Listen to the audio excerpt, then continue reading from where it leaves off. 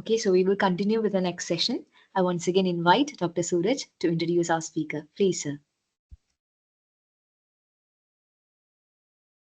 So good evening, everyone. I am excited to introduce our esteemed speaker, Dr. Sinan Nisar, earned his PhD in civil engineering from National Institute of Technology, Surathkal, where his dissertation focused on satellite-based top-down approach for modeling aerosol source strength and its application in discerning rainfall trends.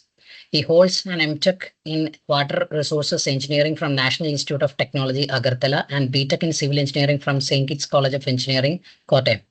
Dr. Sinan's scholarly contributions include numerous publications in prestigious journals and presentations at various national and international symposia. His dedication to advancing climate change research and hydrology has earned him several accolades, including student travel grant from the American Geophysical Union to present at the AGU Fall Meeting in San Francisco and the Best Student Paper Award at the SPIE International Conference in Berlin.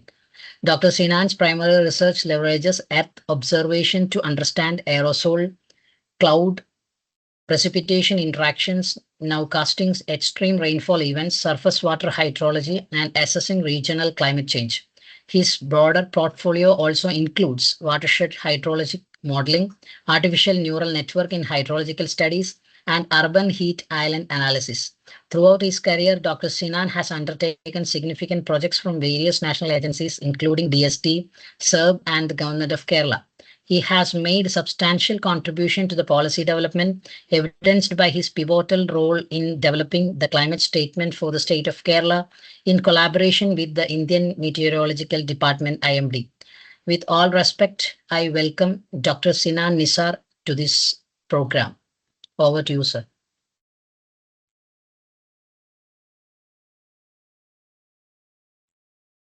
Good evening. Am I audible? Hello? Yes, sir, you Am are I audible. audible? Okay. Yes. First of all, thank you for the wonderful introduction. I think I'll share my screen and then I'll right away go to my presentations. Yes, sir.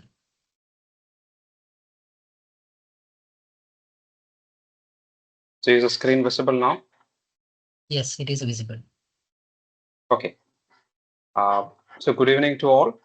I'm Dr. Sinan Nisar. I'm a scientist PA at the Institute for Climate Change Studies in Kottayam.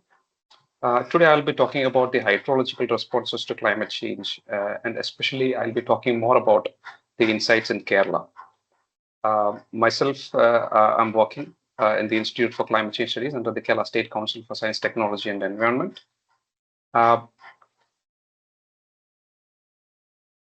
Is the screen visible? Yes, sir. Yes. Okay. So let me start. Before even I start, I just wanted to tell you that in my presentation, I'll be taking a bit of basics in the beginning. I'm sure that most of you would know all these basics, but I just wanted to make sure that we are all on the same page because climate change is a very vast and it can be complex, yet it can be simple as well. Simple in the sense that when you are focusing on a particular pattern or when you're focusing on a particular processes, it becomes much easier for you to understand. So I want to shift your focus towards specifically towards hydrology because I'll be focusing on hydrology, and finally we'll be going and seeing how hydrology has been changing, especially in terms of Kerala. And there are a lot of uncertainties behind usually when we say there is a change in hydrology that we will talk a little bit. But I will start my talk in a way that, as we all know, one of the primary sources in the entire system in our Earth is the sun. So the global mean temperature or the global climate in the Earth is actually dependent on two major factors: the incoming sun, the incoming energy from the sun, as well as the properties of the Earth and its atmosphere. So as I said, I'll go a little bit of basics first, and then we will, after we brush up the basics, and then we'll go a little bit deeper into what climate is happening. So bear with me for a few slides. Let's consider this as a very closed system. And in this closed system, let's consider that you have an area where the temperature is very hot, and at some places you have an area where the temperature is very cold. So what actually happens here is that as you all know, when the temperature increases, there would be an increase or in a way you can say that the air masses around this area would get expanded, or the volume will increase. So when the volume increases for the given mass, when the volume increases, its density decreases. So when the density decreases, it has a tendency to go rise upwards. And similarly, if you look at the other side, where the temperature is lower, you can say that the air masses rightly above these cold surfaces becomes dense, so that when the dense masses try to come down, and you have kind of a circulation pattern which is established because of the low pressure systems that are established. This is very, in a nutshell, a very general way of saying how the thermodynamic gradients can cause a kind of a flow in the atmosphere. So I really wanted to put this as a very basic processes. With the help of this, we are going to see how we can explain some of the climate phenomena here. So if you think about the Earth and the Sun and the entire incoming solar radiation structure, you can imagine that what actually does happens in the atmosphere is that we have a large amount of energy that is coming from the Sun. So the Earth actually, it functions like a heat engine. So what does a heat engine do? It tries to disseminate all the energy which is concentrated at a particular position and try to disseminate it to another position. So when I say there is a gradient in energy, you can imagine that the sun's rays that falls in the equator is usually very perpendicular. So there is a lot of energy concentrated in that region. So when you have a lot of energy concentrated in that region, the other regions are far away, and mostly it is that gets an oblique angle. So there is not much of energy. So what the Earth does to balance this is what causes the climate. Now let's put this into picture. Now here you can see. Let's imagine, it's not imagination, but you can see this is the equator. But roughly, let's assume that the sun has an angle very perpendicular here. So there is a lot of energy in the equator. When you have a lot of energy in the equator, as I have shown here, there will be a lot of low pressure systems that is generated. So usually in the equator, you see a lot of low pressure system that rises up. And usually you have a lot of oceans over there, that there is no deficit of moisture. There is a lot of moisture in this area. So you have a lot of rising warm, moist air in these equators, and this will actually move towards the north or towards the south. And then this forms a Hartley cell. And then again, the similar process happens in the north as well, where you have a very cold and dense air. It comes down from the top, and this establishes another cell called the polar cell. So when these two cells interact, you have another cell called the Ferrel cell. So this is a very, in a way, very simplified way of telling you that a simple gradient or a simple difference in energy within the Earth system can cause a lot of circulation patterns. And this is one of the basics why you need to, when you think about climate or climate change, you need to think about from the energy perspective. So the entire Earth system, what it actually does is it tries to disseminate the energy that you have throughout the globe. Not only in the atmosphere, even in the ocean itself. You might have heard about ocean circulation. So even in the ocean, the equatorial region will have a lot of energy, and even the ocean, what happens, it warms up and it tries to move, and it have the ocean circulation set up, and based on the ocean circulated, again the ocean tries to disseminate the energy throughout the globe, and that's what actually happens. So you have to throughout this presentation, I would like you to keep in mind that we will be looking at how this radiation can be affected. So usually, I think you already have a couple of presentations, especially in climate and climate change. And even if not discussed in the previous lectures, you might already have heard about the greenhouse gases and how these are impacting and how these are causing global warming. I don't want to go more deep into that, but I will give you a different perspective of what greenhouse gases can do. Keeping these radiations in mind, let's go to a different perspective. I'll do some calculations here. So this is a kind of a different approach so that you will be able to better understand what's actually happening. Let's say that annually, on an average, the Earth receives a solar radiation of around 341 watts per meter square. This is what we usually receive. And this is on an average, because we are not considering the seasonal variations or the solar cycles as such, but on average we receive around 341 watts per meter square. As you all know, we always try to balance the energy. The energy has to be balanced, just like the mass. Energy has to be balanced. So we first we see what is the incoming solar radiation, and roughly around 30% of the incoming solar radiation, the amount to about 102 watts per meter square, is actually reflected back. So what you're left with is the remaining 239 watts per meter square. But now actually the scenario comes here. Suppose that you have a kind of a 341 watts per meter square incoming solar radiation from the sun, and 30% is reflected back. The remaining 239 watts per meter square is coming back into the earth. If such a radiation is coming from the earth, or such a radiation is coming into the earth's surface, actually the temperature of the earth should be around minus 18 degrees Celsius. But we all know it is not possible for any human life or even any life to exist in earth at minus 18 degrees Celsius. And eventually, and actually we know that the earth is not minus 18 degrees Celsius. Earth is much warmer so that we can have life in it.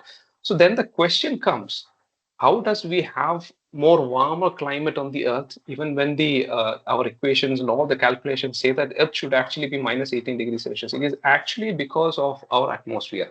So what happens is that whatever solar radiation that is being absorbed by the earth and the outgoing infrared radiation from the earth, that is being absorbed by the atmosphere, and it is being re-emitted back into the earth.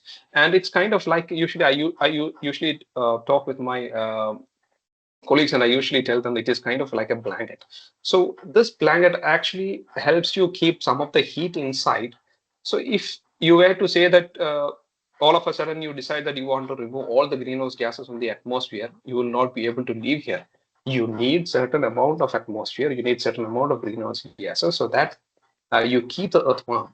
But then the problem is that we have been emitting so much of emissions, so much of greenhouse gases, that the earth has been warming ever since. So that is our problem. You cannot say that greenhouse gases is not at all necessary. So this kind of an slides, I want to put your mind that greenhouse gases is required, but not as much as we are emitting right now. So we can say that even a slight change in our emissions, or a slight change in the concentrations of these greenhouse gases or the trace gases in the atmosphere, can have a long-lasting impact on the radiation balance, the incoming solar radiation, if it is not allowed to go back, or if it is not allowed to have its proper balancing, then you have a problem throughout the globe. So based on these different phenomena that you can have, you can actually have different climate zones within the world. So in fact, not just these radiation, there are a lot of other factors. If you can look at the atmospheric circulation, which I have already talked, you will have the entire heat pump mechanism that will come up, and you will have an atmospheric circulation. And I've not written here, but you will also have the ocean circulation.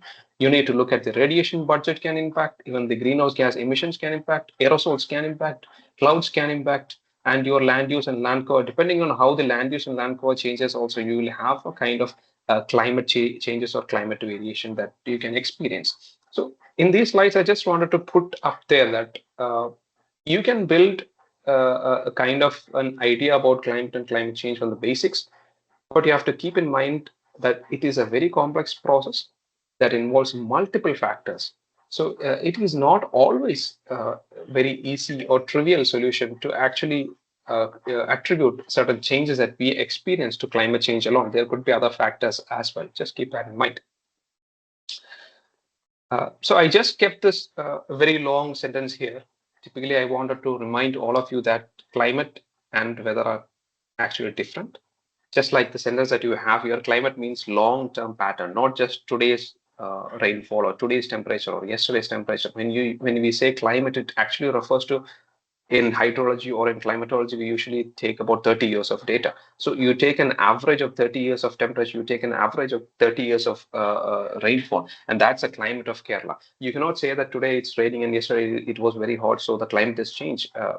In fact, we should say that the weather is different, but the climate means a long-term pattern that you have to keep in mind. So for the rest of the slides, when I say there's a climate change, I mean that when I compare the 30 years, current 30 years with the previous 30 years, there is a shift in certain climatic variables, like maybe it could be rainfall, it could be temperature, it could be relative humidity, and so on and so forth.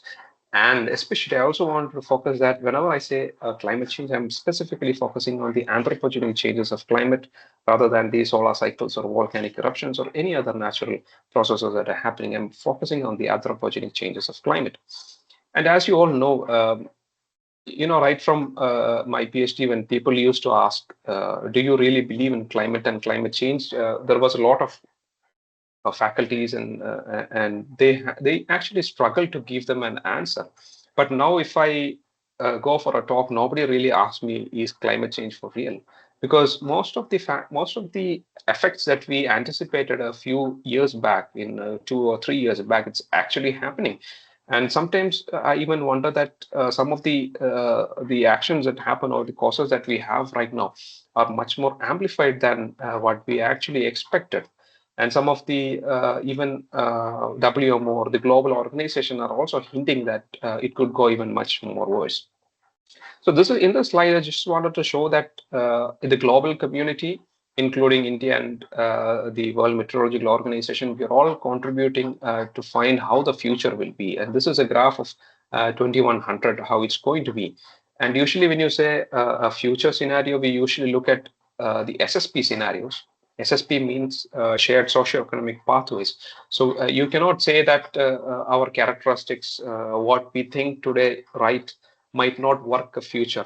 Or for example, let's say that in the future you have a lot of war, or let's say that people decide that you want to go greener, people go greener. So depending on the mentality or depending on the road we choose, there will be different scenarios that can come up, and based on each of the scenarios, different global model GCMs are made, and based on the GCMs, we will be able to look at how the future will be. But the fact is that whatever model we choose, even if we choose a green road, there is no hope in the rising temperatures. Temperature is going to increase in the future. That's very clear.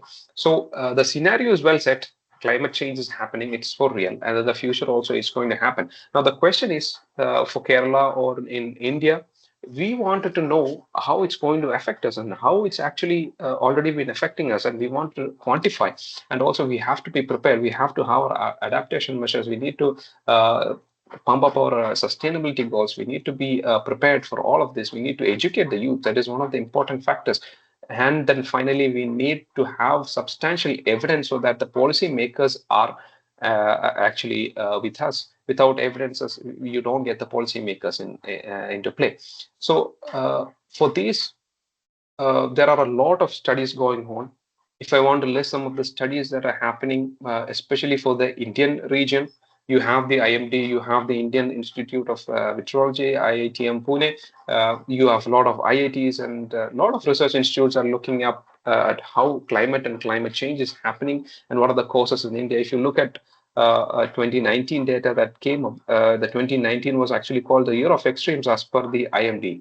And 2010 to 2019 was the warmest decade on record. In fact, if you look at WMO's recent report, you can see that 2024 was one of the warmest years in history. So every year in 2019, we used to say that 2019 was the warmest, and again 2020, even 2023, as per our record, 2023 was warmest in Kerala. And again in 2024, we are saying 2024 is the warmest. And I expect maybe in 25 and 26, we will see even more hotter temperature. So the trend is clear that temperature is going to increase, the heat waves are going to increase.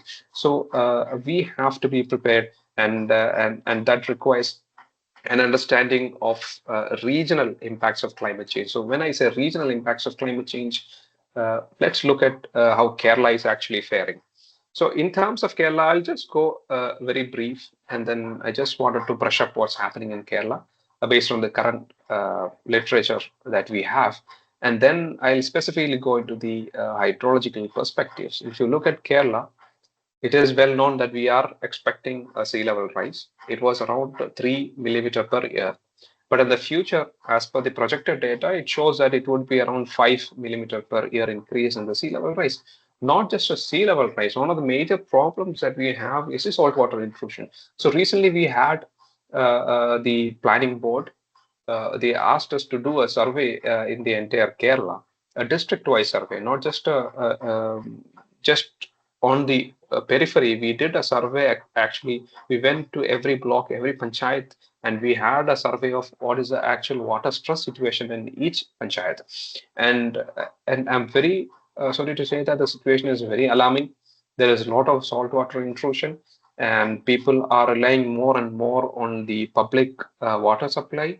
But the fact is that the public water supply is unable to find sources of water. And there is also an increasing a demand for water, but at the same time, the government is not able to find a source for water. We also need a source for water.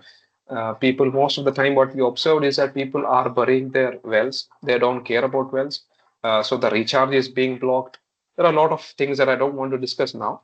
But saltwater intrusion is going to be a problem in the future. Now, tropical cyclonic activity, I don't have to stress that anymore. We all know the cyclonic activity is not just intensifying. In some cases, it's taking unexpected paths. It was not expected to have severe impacts in Kerala, but recently we have seen some of the cyclones have had severe impacts in Kerala.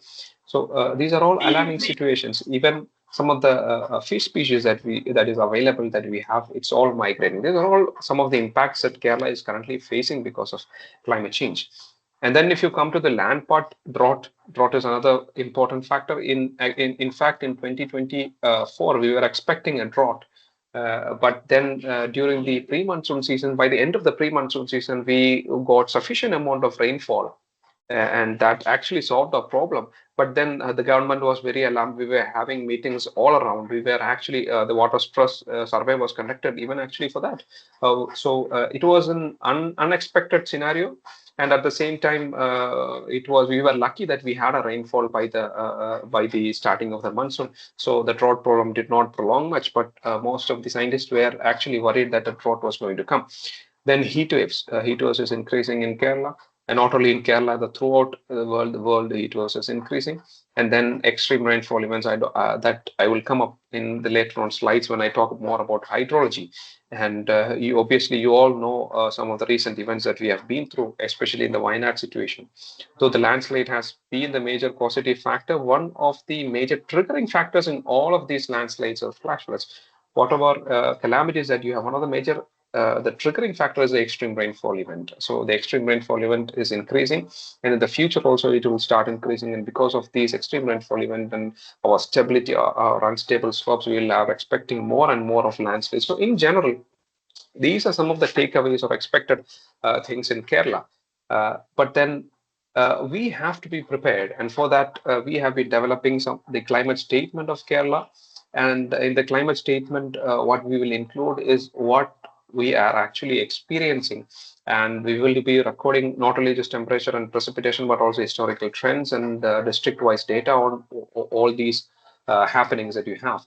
I just wanted to share this up. If you want to look up at the climate statement, and this is it's available in our website, and this is jointly made by the Kerala State Disaster Management Authority and also by the India Meteorological Department (IMD).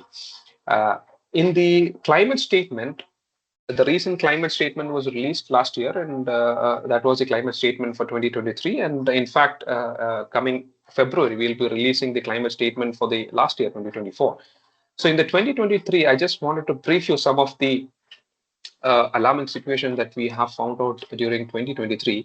And in fact, 2014 to 2023, till the last decade, was the warmest decade since history. History. When I say history, I'm referring to the time since we had observations. So from that time, the recent decade was the warmest. And if you can see the trends in temperature anomalies, not just the minimum temperature, even the maximum temperature, both of them are increasing severely. So you are going to experience not only warming during the daytime, but also you are going to experience warming during the nighttime as well. And if you look at the total number of warmest years in record, 9 out of the 10 warmest years were during this decade. So in fact, you can say there is an unequivocally, you can say that there is a shift in temperature, there is an increase in temperature. That necessarily doesn't mean that you are going to experience increasing rainfall everywhere. So when you come to the rainfall, the situation becomes a little bit more complicated. In fact, if I have time at the end, I will also be showing some slides on the Bharatpura River Basin, where we tried to do a climate change analysis, and I'll give you a little bit in depth of the problems with rainfall and analyzing rainfall in terms of climate change. In general, you can say that in certain regions, climate change would increase precipitation. In certain changes, maybe it could decrease precipitation. But overall, there is another problem regarding the extreme rainfall event that is expected that I'll come back to you in the later slides. Moving on, with this background, I've explained to you how climate change is happening, what are the basics behind climate change. I've talked about this Indian scenario that the temperature is increasing just like any global place. And then I've given a brief introduction or listed out some of the factors or some of the impacts that we have already experienced in Kerala. And with this background, I'll go to the hydrological responses of climate change. So when you think about hydrological response, the first thing that should come into your mind is the water cycle. So on the left, you have a water cycle. This is something that we learned when we were kids.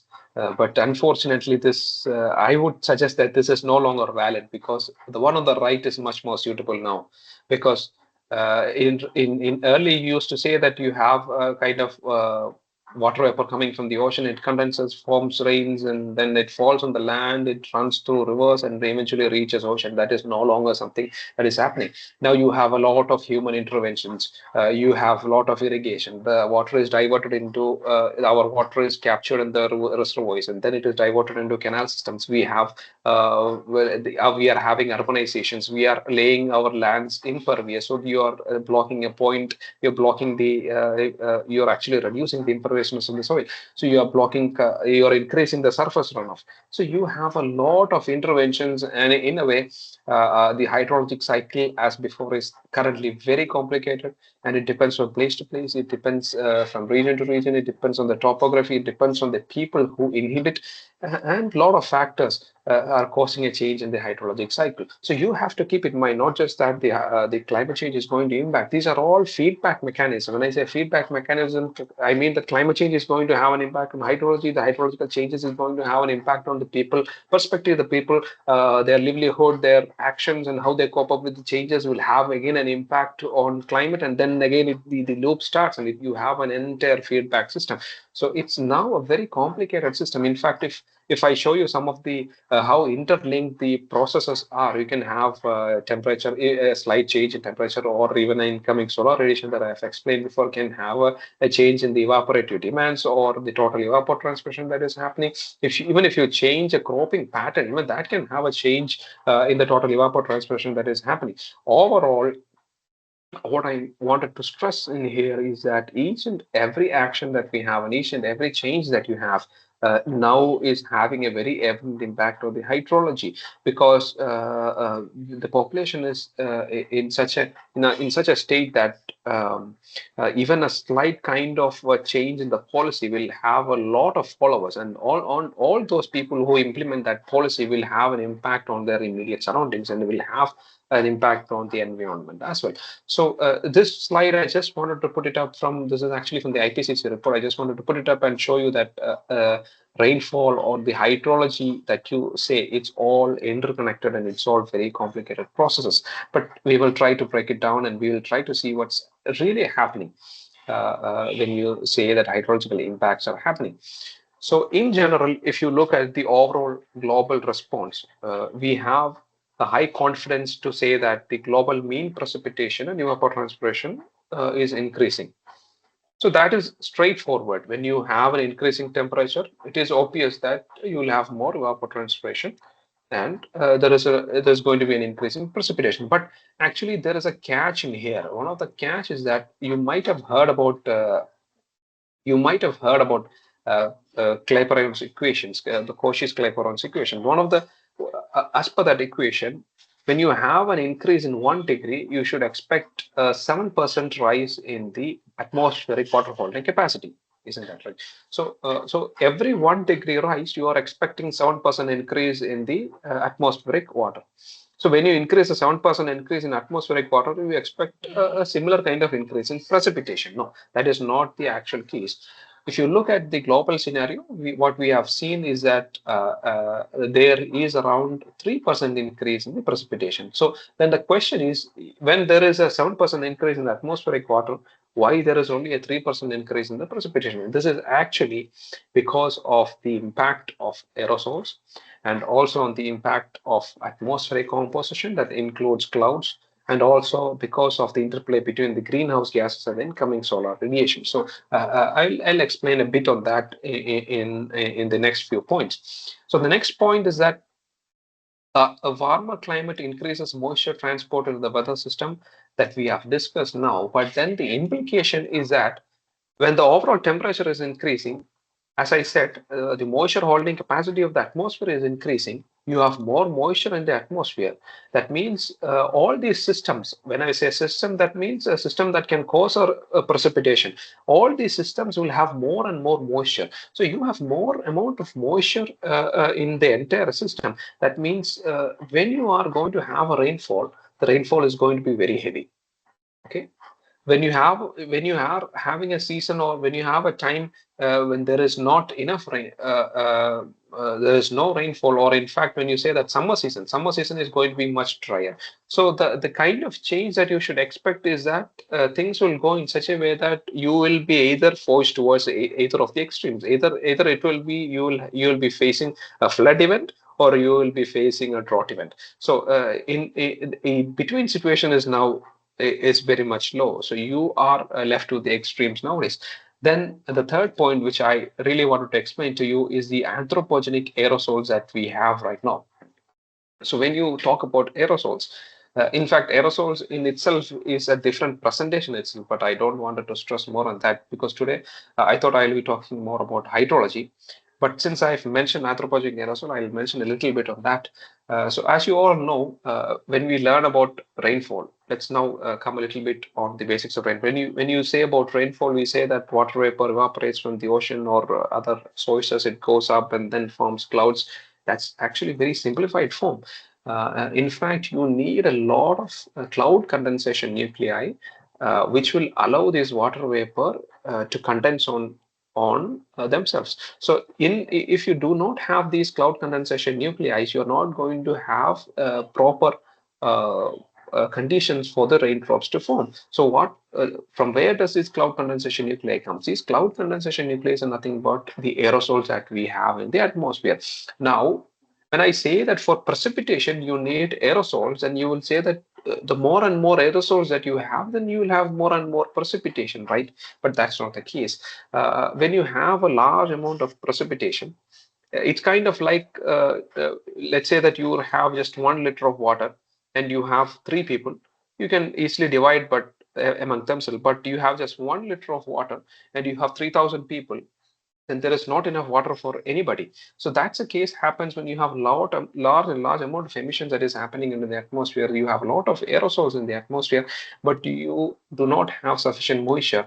Then you do not have a mechanism. You do not have the sufficient environmental conditions to actually cause and form the rainfall. So aerosols, in fact, have a huge impact on the precipitation patterns. I don't want to spend much time on that because as I said, aerosols itself is a large topic that we have to discuss later on.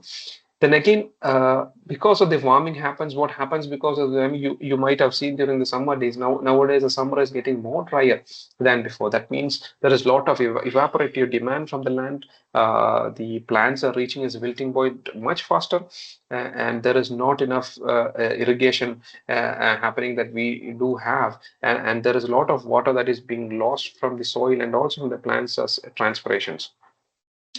So these are in general some of the responses, hydrological responses that has been reported throughout the globe.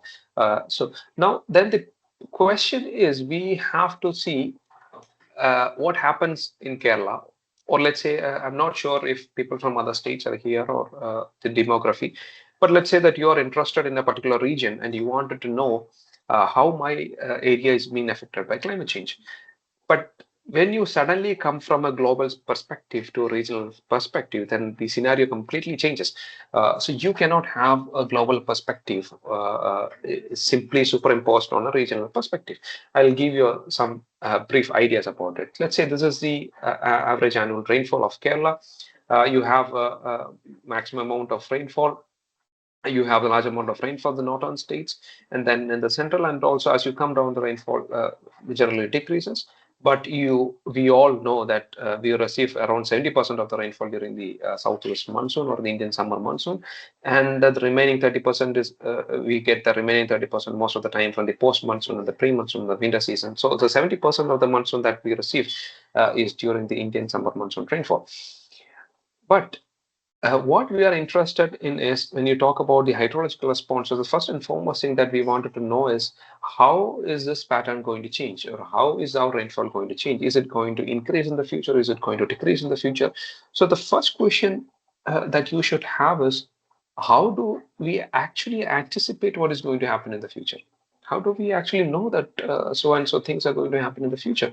So you might have heard about global circulation models, or you can say general circulation models or global climate models. What is actually happening, it is that the IPCC, they have a particular set of scenarios set up, scenarios in the sense that I've discussed earlier. You have SSP 1, 2, 3, and similar scenarios here, depending on the emission factor. Let's say, for example, in a particular scenario, they assume that people are going to go greener. Greener in the sense people are going to reduce their carbon footprint, people are going to reduce the industries that are coming up, people are going to take a green road. And that is one scenario. Then you have entirely opposite scenario when you think that people are not going to care about going into all these kind of sustainable development. They are just going to go on the economical view, or the finance is what matters to them, or in a scenario where you expecting a lot of war to come in the future. For all these different scenarios, what we do is we have mathematical models which take in previously observed data.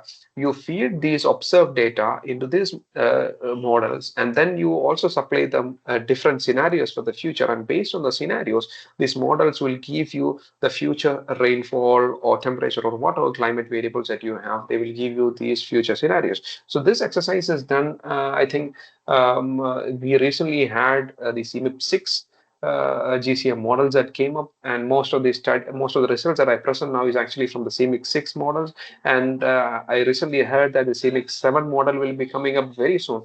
So all these models throughout the globe, there are various agencies, including the World Meteorological Organization. In India, we have the Indian Institute of Tropical Meteorology, IIT Pune. They are working on it. So all these agencies, they have different models set up, and they take the data observed globally, not just in Kerala or India. It is not possible to do any climate models with just a region in mind. You need to model for the entire globe. The entire globe is your study area. For the entire globe, they collect the data. They have mathematical expressions for each and every variable. All the physical processes that is involved, not just a physical process, also the you need to look at the chemistry. You need to look at the radiation budget. You need to look at the mass balancing. All these components, even the ocean component, you need to have a special package for the snow melt equations. You need to have a special package for the rainfall. You need to have a special package for the land, and all these different models come together, and they have global circulation models. So once you run these global circulation models, you can get the data. Currently, we do have the data from 2015 till 2100. So based on this data, we can get an idea about how the future is going to be depending on the scenario. So usually when we analyze what's going to be in the future, what we do actually is we take the data from the GCMs, and then we look at how the trend is going to be in different scenarios. Let's say that you go in a greener way, how the trend is going to be, whether the temperature is going to increase or whether the temperature is going to decrease. But now, as I said earlier, but now the problem is that these global models, as I said, it is developed for a global perspective, and it is computationally very expensive. It is computationally very expensive in the sense that you need to have a supercomputer to run this models, and also it takes a lot of energy to run these models. It takes a lot of energy and time. So the grids that you have, if you can see in this figures, these grids are very coarse. When I say the grids are coarse, what I mean to say is that if you look at this grid, that is one point. So one point in a GCM might cover the entire Kerala. So if you are going to take the rainfall value from the GCMs for Kerala, you might just get 1 or 2 points. That is, do you think that in Kerala, the entire Kerala is experiencing one kind of rainfall throughout the day? No. In especially in Kerala, you have a strong orographic effect. There are regions in Palakkad which is very dry, which is very similar to the rain shadow regions in Tamil Nadu, whereas you have a lot of regions in the Kasargod or in the Silent Valley regions where the rainfall is very high. So you cannot say that the entire Kerala is going to have a kind of a similar rainfall, but that's what we get from the GCMs. Then we have to use all these coarse resolution data and then perform a statistical or a dynamical downscaling technique where we infuse different observations and try to bring this larger scale data into a smaller scale regional domains. We do a downscaling first, and then still there will be a lot of biases between the actual observations and the GCMs, and we do a bias correction, and then finally we will have a rainfall data for the region. So it is not a straightforward way that you will be able to predict what is going to happen in the future. So you have to keep in mind that whenever somebody says in the slides that in the future this is what is going to happen in a region, what they actually did is they took a data from the general circulation models, they run it through a lot of downscaling and bias correction procedures, and once a procedure is completed, you will get very refined data for your location. And this data, if you feed into, for example, in my case now, I'll show you some of the results of the hydrological models. You can feed into a hydrological model, you can feed into some other models that you run, then you can get relative outputs from each of the models and say in the future what's going to happen.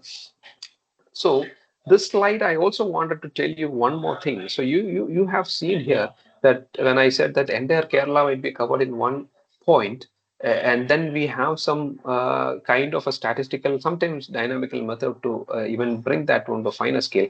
There is a lot of uncertainties regarding these methods. So there are multiple methods, and depending upon the excuse me, depending upon the initial condition that you select, depending upon the statistical method that you use, from the same GCM input you can have multiple outputs. Okay, so you have to keep that catch in mind. So based on the same GCM data, depending upon your methodology, depending upon the precision that you are applying, depending upon the time, the type of computation that you have, you will have a different kind of data. Even though the trend in this data will remain more or less similar to the GCM, the regional differences in these RCMs will be different depending upon your initial condition. So you have to always keep in mind there is a lot of uncertainty when people say that the future is going to be so and so. Usually when people say that, what they do is they have a large number of models, not just one model, they have multiple models. Usually we take around 10 to 25 models, and they do all these different scenarios, and then they take an average of all the models, and what the average says, that's what people usually project and says, and this is going to happen in the future. But when I say uncertainty, even if someone says that the temperature is going to increase, there will always be an uncertainty band. It could go, the increase could be significant or it could be non-significant. When people say that there is going to be an increase in rainfall, sometimes the uncertainty band is so big that it could also be in the decreasing side. So what I'm trying to say is that this is the best of the knowledge that we have right now, but still even this knowledge has a lot of uncertainties. Now I'll go back to the hydrological models. So what really happens again in a hydrological model is that it takes in informations and tries to balance mass. So in this case, it will be trying to balance the water, or in fact, we usually call it as a water balance equation, nothing. But let's say that you have a precipitation falling in an area.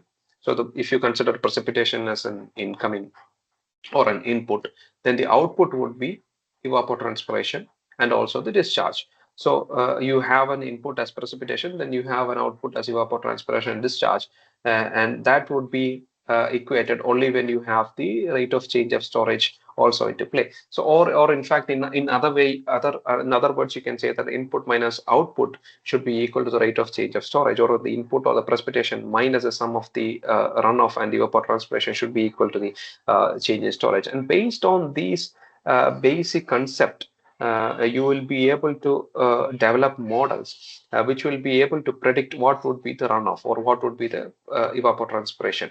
And this will actually show you some of the inputs that are used in a hydrological model. For example, one of the most widely used models nowadays is the SWAT model, soil and water assessment tool. You have the SWAT model. So as I said, for any hydrological model, you have a certain set of data. You have to input the land use data, and you have to again input the soil conditions or soil data into it. Then you have to input your elevation data from the digital elevation maps, and also the stream network data, and finally the meteorological data that you extracted from the GCMs that I explained before. So you have a large GCM. From that you do a bias correction, then you do a downscaling, and then you do a bias correction. You take that data, then you have all the other data set. You feed that all the data into the hydrological model, and you run the hydrological models, and then you get the output of runoff, evapotranspiration, soil moisture. So if you take the data from or data pertaining to 2100 or 2050, if you input that data, the model will be able to give you the outputs of runoff or evapotranspiration or even soil moisture in 2100s. So 100 years from now, or let's say 50 years from now, if you give the input data, the model will be able to give you fairly rough estimate of how the output would be. But as I said earlier, there is a lot of uncertainties even in modeling as well. So you can choose a different model. I've been showing you the SWAT model. Someone can go and use a WIC model. That is an entirely different setup. You can use a conceptual model. You can use an empirical model. All these choices will have an impact on the output that you have. So whenever you hear about a projected change in rainfall or runoff or evapotranspiration, you should always keep in mind that these, though we say these results are so and so in the future, there's always kind of uncertainties that are attached to it. Now, with all this introduction, with all these disclaimers, now I'll go to some of the results that we had regarding the projected rainfall in Kerala. So we have observed that precipitation is going to increase in Kerala, both at the annual timescales and also during the southwest monsoon timescales for all these scenarios, whether it is SSP 245 or 585. When I say SSP 245, let's keep this very clear. Let's think that SSP 245 means that you are going to be greener and you are going to have all kinds of sustainable practices. You are not going to pollute the environment. Whether you follow that path or if you follow the entirely opposite path where you don't care about polluting the environment or you don't even care about the environment itself, whether you choose SSP 585 scenario, in either cases, we have already polluted the environment so badly that it is going to have a serious implication on the precipitation. And in Kerala, the precipitation is going to increase. But then you have to keep certain things in mind. The projected increase in the mean and annual precipitation is roughly around 4,000 mm by the end of the century. 4,000 mm increase in precipitation is not a small amount. There's going to be a huge increase in rainfall. We already have a lot of problems with increasing rainfall intensity. Then you can just imagine what's going to happen when you have 4,000 or 670 millimeters of rainfall that is going to increase annually. But then if you look at the regional scales and how these are faring in Kerala, the expected increase is relatively higher in the southern part of the region compared to the central and north part under both scenarios. So you can expect an increase in the southern part of Kerala. Most probably it was concentrated near Trivandrum and the Kollam region. And in those regions, you can expect, even though the entire Kerala is going to experience an increase in rainfall, it is more expected to have in the southern part. And also the expected increase in post-monsoon is going to be in the northern part. So now, if you remember, you might already know that when you have the monsoon circulation, you get most of the rainfall in the northern part, and then you have the post-monsoon season or the northeast monsoon you have a rainfall in the southern part of Kerala. Now it's kind of I wouldn't say reversing, but the way the projections are showing is that in the future the northern part is going to receive more rainfall during the post-monsoon season, and during the monsoon season the southern part is going to show an increasing rainfall. So this is kind of very alarming. I wouldn't say alarming, but it is kind of a scenario that as a farmers have to keep in mind, because their cropping pattern will change now. Already we have a shift in monsoon. We did had a peak in the monsoon during the July, but now it's slightly shifting towards August.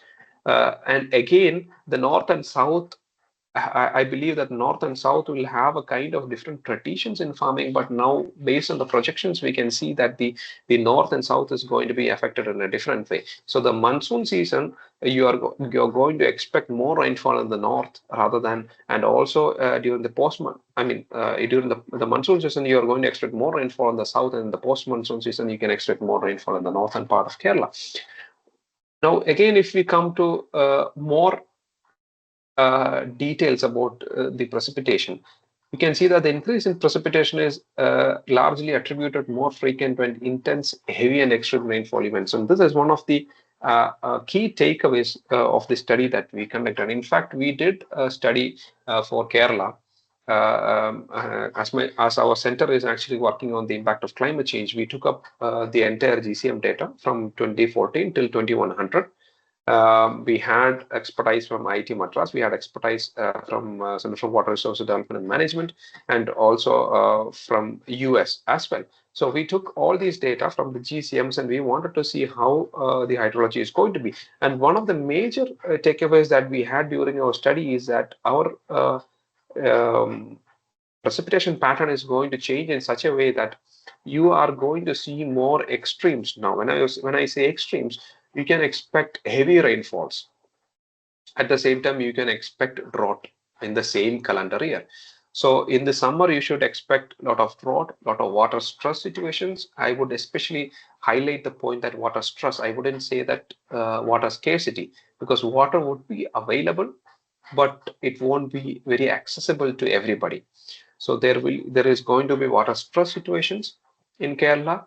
Then you will have kind of drought situations because there is an increasing temperature. The plants are going to wilt a little bit, and then you are going to have, when you come to the monsoon time, you are going to have a heavy rainfall, and you can expect a lot of landslides and even the flash floods in Kerala. And also the spatial extent of extreme rainfall event is also expected to increase. Earlier, let's say that you had an extreme rainfall event in some part in Kerala. I'm talking about the historical period. So let's say that you had an extreme rainfall event in the central Kerala or in the northern part of Kerala. That was just in a regional scale. But now, let's take the example of 2018 flood. In 2018, you had extreme rainfall even throughout Kerala, and that is unprecedented. So this kind of a scenario is going to repeat in the future. You are not going to expect heavy rainfall events in particular pockets in Kerala. Rather, you are going to experience extreme rainfall events throughout Kerala, and that is one of an important the takeaways that we had from the study. And again, the southern latitudes and the highlands are expected to experience a significant increase in extreme rainfall event that I have already covered. And then overall, you are going to experience an extreme precipitations. But I'm sorry to say that I don't have anything good to share when you look at the projected rainfall scenarios that we have. But one good takeaway is that well, it's kind of a challenging that you will have a lot of rainfall, increasing intensity of rainfall, but we do not have sufficient mechanisms, or I would say sufficient reservoirs that can hold these waters so that you can save them up and use them later on. But the government is having a lot of policies now. We are actually into a lot of discussions and roundtable conferences where we are trying to conserve a lot of water, and also trying to increase some of the recharging that we can have during these extreme rainfall events. So overall, you can have a higher likelihood of prolonged wet events or multiple extreme rainfall events occurrences in the warming climate. So if you look at the projected rainfall scenarios, you can say that there is going to be an increase in extreme rainfall events and flood risk. There is significantly increase in the risk of flash floods and landslides and urban flooding. You're going to have a heavy downpour in a very short duration. In fact, I just want to share one of the study that we had recently, heavy downpour in a very short duration. So some of you might be from Trivandrum, you might know the situation in Trivandrum or even in Kochi that we are experiencing a lot of urban flooding. So we were asked to conduct a study to check actually what's happening in there. We do have certain guidelines of designing the drainage network in an area. So if you look at the guidelines, what we need is an isopluvial maps. So what we did is the traditional way of designing a drainage system, we started with that. Let's design a drainage system based on the traditional way. So we had our team, we took the data, and then we realized that these drains are designed long back. And then we took the data that was the historical data and then tried to make the designs. But we found out that alarmingly, if you provide a sufficient freeboard, that should actually be sufficient for the rainfall that is happening even now. But that was actually contradicting what is actually happening in the field.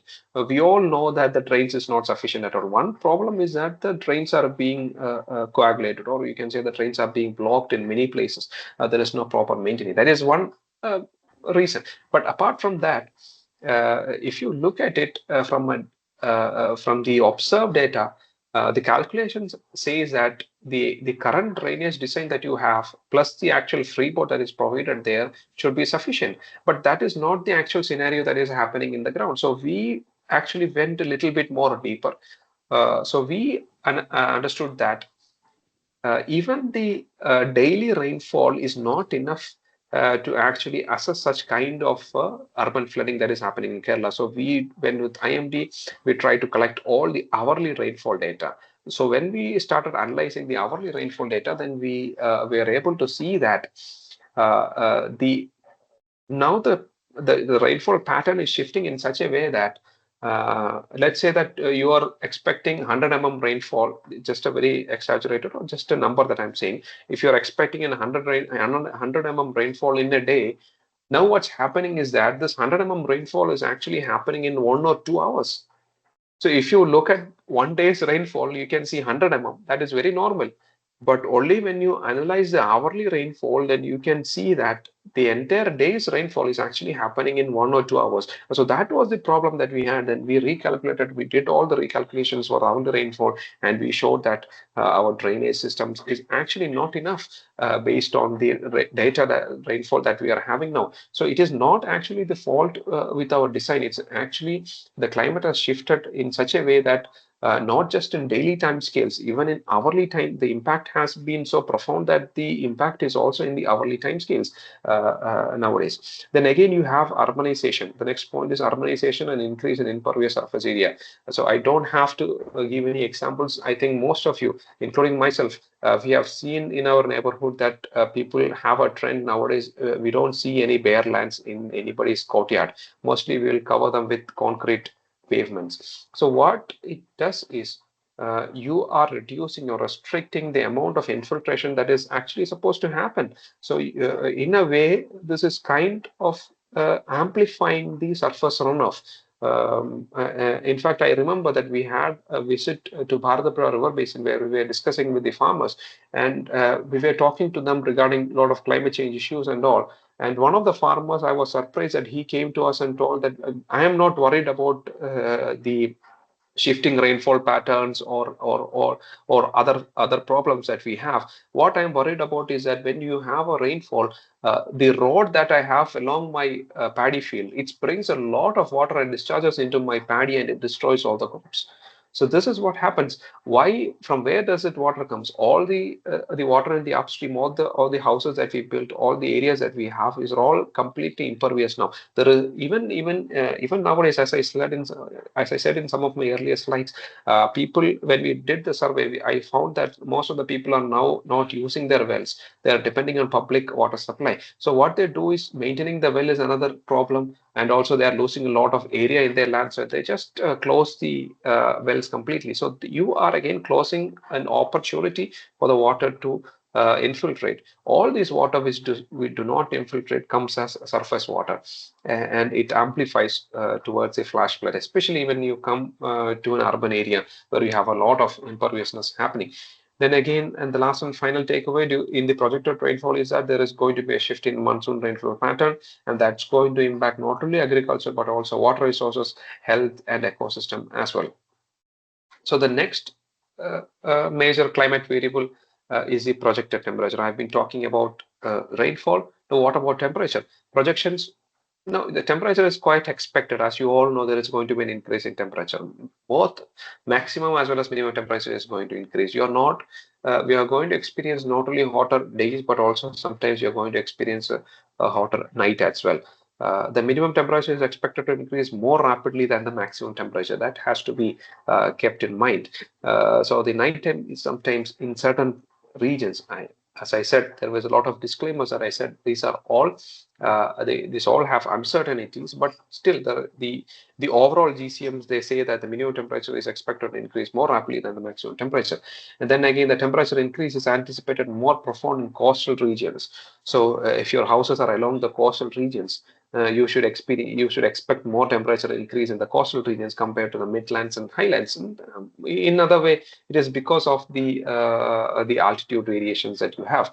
But the coastal regions, one of the problem is that with the increase in temperature, there is always going to be an increase in humidity. So when you have both increase in temperature and increase in humidity on both sides, you are going to have the level of comfortability is going to come down. So it's going to be kind of more difficult situation in the coastal regions where you have a lot of moisture as well. And again, the number of days with minimum temperature exceeding 25 degrees is projected to rise, and southern Kerala is projected to increase highest number of warmer nights, especially. So the southern Kerala is going to have become slightly more hotter than the northern part of Kerala. So the major takeaways in temperature is that you're going to have seasonal droughts and increasing soil water stress. As I have said earlier, there is an increasing temperature. So obviously there is a lot of energy. When you have a lot of energy, this has to be dissipated. And one way to dissipate the energy is just by evapotranspiration. The soil is going to lose a lot of water. The plants are going to lose a lot of water by transpiration. Then also you have an increased heat waves. I just wanted to mention a point in the increases heat waves. If you maybe if you get my slides when you I think you will have the slides as a video. So if you refer to my slides, you can see in one of the figures when I mentioned the overall picture in India, on the right side I've shown a picture where there is an increase in heat waves, but none of the points in Kerala shows an increase in heat waves. So this is actually a debate or a discussion that we had with the Indian Meteorological Department. We actually went to them, and there was the Kerala Disaster Management Authority was also there, and we told them Kerala is also experiencing a lot of heat waves, but it is not shown in the IMD data itself. But the problem was that the definition of heat waves that they follow is kind of different. And if you apply the same definition for Kerala, you might not find that heat waves are there in Kerala. Only when you bring in the moisture content in Kerala, then you will be able to actually see the increase in heat waves. So these are all very detailed things that I don't want to go much detail into that. So even if you don't see an increase in heat waves in an Indian study, you should always remember that heat waves are increasing in Kerala, and then decreased crop yields are happening. There is also an impact on water quality as well. So now coming to the third component, after rainfall, you have temperature, then you will come on to the runoff. Runoff, when I say runoff, I mean you can think about the river discharge that you have. The runoff is expected to increase in the future. Obviously, when you have an increase in precipitation, you're going to expect an increase in runoff. However, relative changes runoff is exhibit significant regional variability. This is where I wanted to highlight a bit. That the increasing in runoff is not going to be similar everywhere. There are going to be certain pockets in Kerala where the runoff is going to remain the same, and there are going to be certain pockets or certain river or stream networks in Kerala where you are going to expect more runoff. When you expect more runoff, you can expect more flooding in that areas. When you expect more flooding in the area, you can expect more and more calamities, or you can expect more and more damages to the livelihoods and also on the people there. So if we have a house very close to the streams, you have to be cautious. that in the future it is expected to have more runoff in the rivers. You cannot plan your future houses, or you cannot plan your future activities or livelihoods or even farmlands based on what you had experienced in the past. So because there is going to be an increase in the runoff in almost all the with some regional changes, in most of the times you're going to have an increase in runoff. And again, the soil moisture and evapotranspiration, as we have said, the soil moisture, it's going to have a lot of impact based on the increasing temperature and also on the availability of the moisture itself through rainfall as well as runoff. So I'll not spend much of a time here. So I think if I have a little bit more time, I would like to give an overall picture of what's currently what we have in Kerala and what we expect in Kerala. So from the overall study that we conducted, we can say that we from the period 1980 to 2005, which we took as a baseline period, 1980 to 2005, we had a maximum temperature of around 28 degrees to 32 degrees. But in the future, by 2100 or 2099, what we expect is that there is going to be a 1.7 degree, or it can even be 3.2 degree rise in the temperature. So 1.7 or 3.2 degree rise, you may think that it is relatively very small. No, but it's even a 0.5 degree rise is going to be very difficult for us, not just us, especially for farmers. Now, the problem with the farming community is that they have to face a lot of challenges. They have to face the climate change challenges. They have to tackle the climate change challenges, yet they have to do their farming practices sustainably. They have to do their farming practices sustainably. Not that they have to produce income from that, and they don't have even enough markets. So all these things are piling up on them. Now, if you look at the minimum temperature, similar way, minimum temperature is also going to increase, and also the annual rainfall pattern is also increasing in Kerala. So if I do I have some more time, or can I shall I wind up? So I heard someone talking in between, so I thought you might be addressing to me. No, sir, you still have enough time left. Okay. So in overall, you can say that in the coastal regions of Kerala, you can expect erosion, you can expect flooding. In the forest regions, you can expect landslides and human-animal conflicts. That's going to increase. One of the major problems with human-animal conflict is that one of the major reasons is that there is lack of resources. When I say resources, mostly water resources. So you're going to have an increase in human-animal conflicts. Agricultural, it is going to impact crop yield, and then you need to have a dynamic crop calendar. The rainfall pattern is shifting. When you come to livestock, there is also expected that the disease outbreaks are going to be more. And when you look at the power generation, reservoir levels are going to be very difficult to maintain. Back when we had the 2018 floods, there were some of the studies that actually criticized that the 2018 floods actually happened because of bad operations in the reservoir, but that was not the case. We had a detailed study that even if you had the reservoirs properly planned and properly implemented, the amount of rainfall and also the time period of rainfall was so huge that we will not be able to manage. But even in the future, this is going to be further more difficult for us. We are not able to actually get good enough forecast, which will help us to determine how the reservoir levels have to be maintained. Do we have to conserve the water, or are we supposed to release the water? So it is still a question, and there is a lot of research going on in that region. And then again, health vector-borne diseases are expected to increase. Then the tourism sector is obviously being impacted. One of the examples is what has happened in Wayanad, and all these factors are going to impact the tourism and the safety concerns that people are going to have when they wanted to visit Kerala, and also the inland navigation. One of the problems, even if you look at the water metro, in fact, I should mention that the water metro is very successful, and successful stories of the Kerala government. Still, there was a challenge for them that they were not able to navigate through certain canals during the flood times, because in the flood times there is an increase in water level, and the current existing bridges that we have there is not enough room for the water metros to pass through. So the change in water level is going to be a problem for inland navigation, not just in water metro, even in the ships as well. So these are some of the major takeaways of this study. Now, if I have a little bit more time, I'll just go through. uh, People might be curious in how do we actually do a study. Let's say, for example, you are in a particular location in Bharatapura, or you are in a particular location in Pamba or Periyar or in any river basin. How do you actually do a climate change assessment in that region? So these are some of the results of the climate change assessment that we did in the Bharatapura river basin for the central government. We did this as a project under the central government, and it was a huge project, and we completed recently. Now, when we come to Bharatapura or any regional area, what we require is we need to know the topography of that area. We need to have an idea about the climate of that area, the soil texture, the land use, land cover pattern, the stream network, how the discharge is actually happening, how the rainfall is happening, and all these factors have to be found. Once you know all these factors, the next thing that you look at is the historical trend in this, either the rainfall, historical trend in the temperature, or any climatic variables.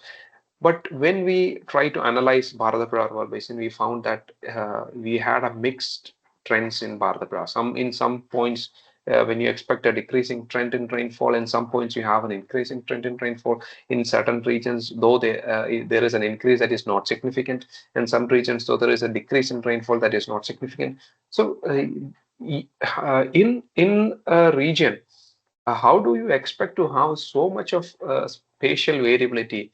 But in fact, this is an observed data. So we are to live with this data, that even when you take a very small region, you are going to have one area that is going to experience increase in rainfall, and subsequently the very next area you might experience an increase in rainfall. So all these problems have to be kept in mind when you look at designing what the future is going to be. So we had a very different methodology that we adopted for the Bharatapura river basin, and then we were able to find out exactly, pinpoint actually exactly which are the locations that is going to have a problem, so that in fact, one of the aims of the study is to spend some of the finance that we have towards increasing the livelihood in these areas. So when we do the study, we have to actually pinpoint to certain locations and say these are the locations where you have to pump in some money, or you have to invest in certain hydrologic structure so that you can help the farmers in there.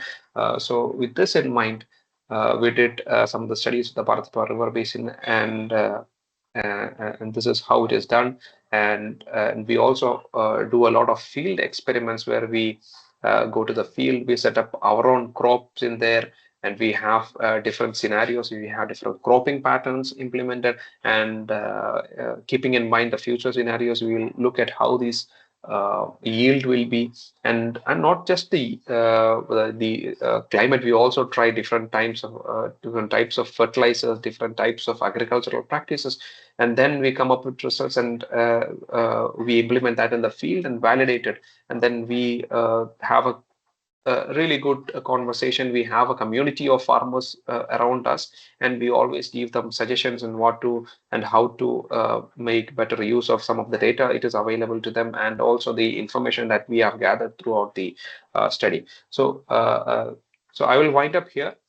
So in a nutshell, I wanted to say that climate is changing, and you don't need any evidence right nowadays. And when you have a changing climate, you should also expect a change in the hydrologic system in and around you: temperature, rainfall, humidity, even evapotranspiration, soil moisture. And it's all going to be in extremes now. Thank you.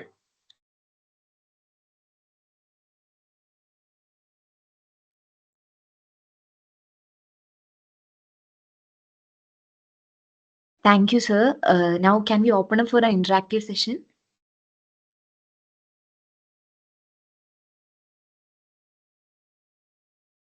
Sir, am I audible? Yes, I'm audible. Yeah, you are audible. So participants, feel free to ask any questions or post them in the chat box.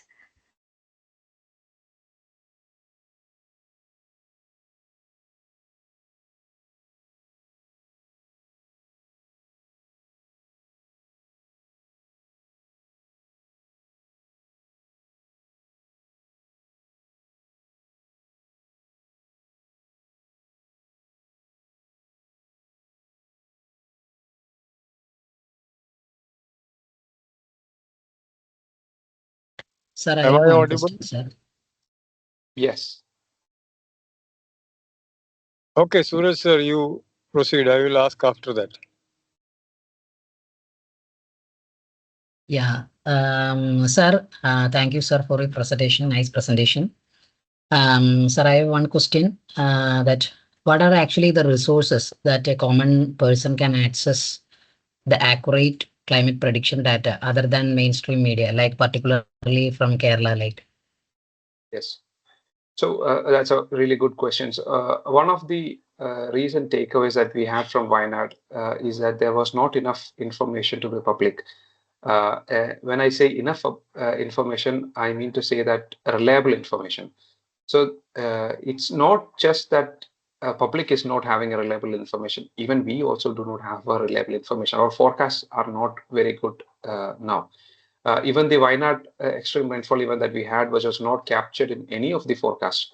Just not captured by the IMD forecast, neither by the external forecast like the GFS or even the European Union's forecast. So we do not have reliable information that can actually give you a really good information of the actual scenario that is expected. That is one. Then the next problem that we discuss is that even though whatever forecast that you have, it should be made available to the public. Whether it is reliable or not, that is the next question. But whatever forecast or whatever information that you have, it should be made available to the public. But there is not such an app or a system that is made available. So the chief minister had a special meeting. There were a lot of agencies, including the IMD, including ICCS, and also the Kerala State Disaster Management Authority, to come up with apps that can actually integrate data to real time. So I think 2 days back, the Kerala Disaster Management Authority has released an web-based application.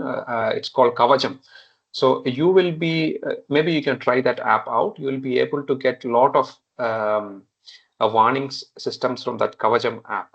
Depending on the area, you can get the warning systems in that app. But that app is specifically meant to get warnings, not to get the rainfall information or the temperature information. Let's say, for example, you want to know whether it's raining here or is it expected to rain in the next few days. But then this was also put forth to the government, and now we have been entrusted to develop an app. And that procedure is on the pipeline, and within I think within 6 months or in 1 year you can expect an app from the Kerala government where you can log in and then you can get exact information about the expected and also the forecasted rainfall and other informations that's coming up in the pipeline. Yeah, thank you, sir.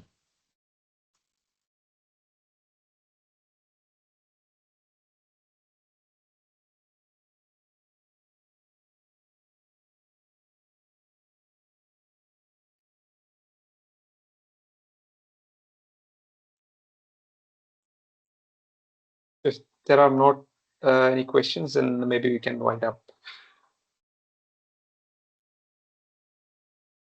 Are there any more questions?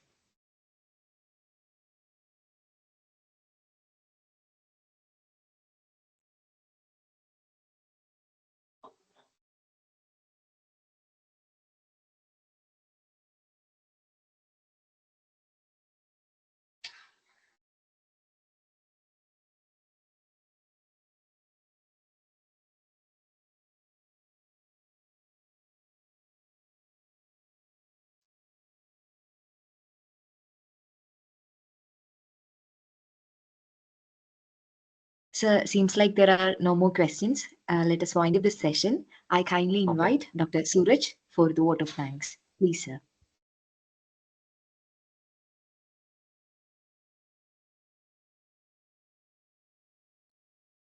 So I have the privilege of expressing my sincere gratitude to our esteemed speaker, Dr. Sinan Nisar. Your climate change with hydrological responses presentation was enlightening, and we have all been profoundly impacted by your thorough analysis and the urgency with which you handled this global crisis. Your commitment to spreading knowledge and promoting climate change action is incredibly motivating, and we greatly value your willingness to share your extensive knowledge and wisdom with us. Your input has greatly improved our knowledge of climate change and given us useful tactics to deal with this pressing problem in our specialized fields.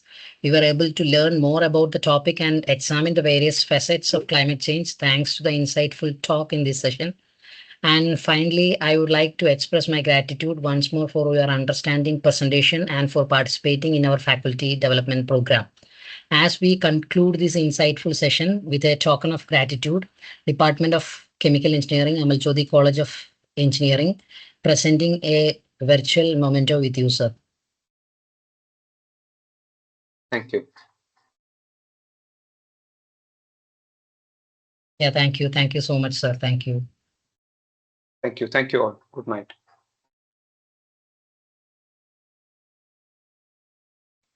Thank you, sir. That brings an end to the 5th day of the ATAL AICTE FDP program. We were privileged to have two wonderful sessions from experts at two different fields relating to climate change today. We hope it was fruitful to all of you participants. And thank you once again for your active participation. We would also like to request to leave your feedback in the Google form that will be shared in the chat box. Once again, thank you all for joining us today. We'll meet again tomorrow at 6 p.m. for the final day of the training program. Thank you and have a good evening.